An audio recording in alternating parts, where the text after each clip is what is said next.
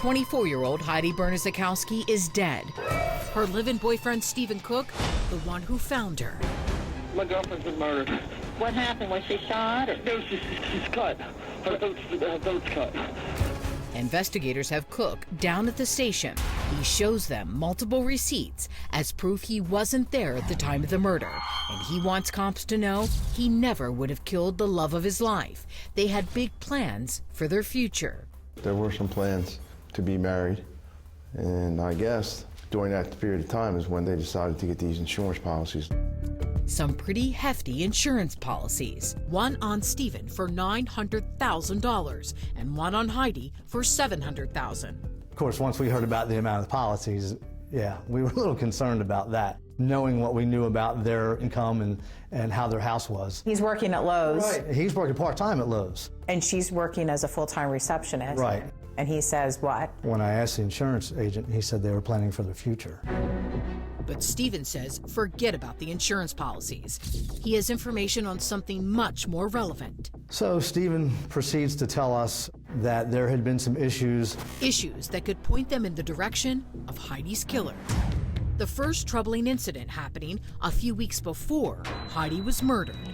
Heidi's home alone on the phone with a friend, and a man comes to the door, and he tells her that he's interested in starting a neighborhood watch program. But she doesn't know him from the neighborhood. He's kind of scary to her.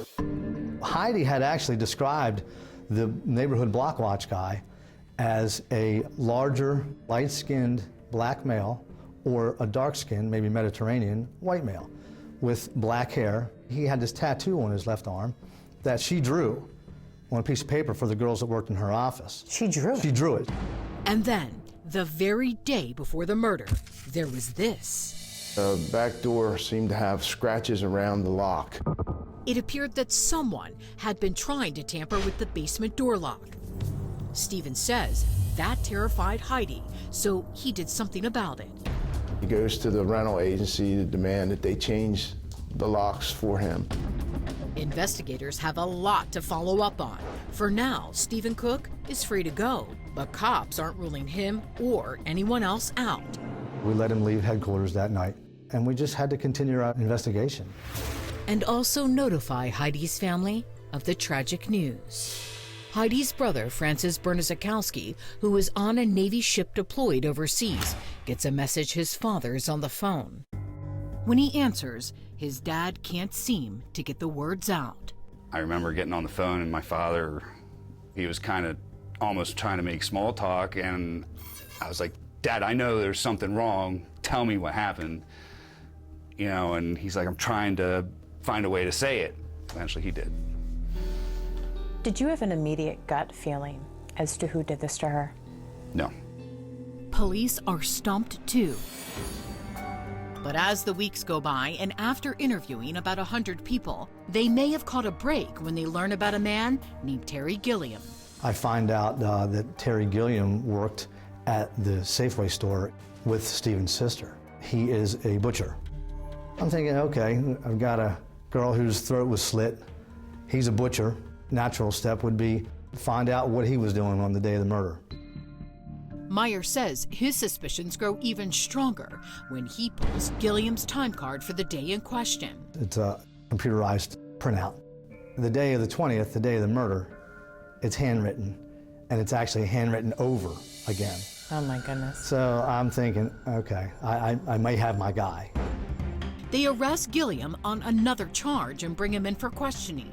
The focus at that point was on Terry. Why that time card wasn't matching up that day, the fact he was a butcher. Also, he had a tattoo. He did. It wasn't in the same place, and it wasn't of the same style that Heidi had described.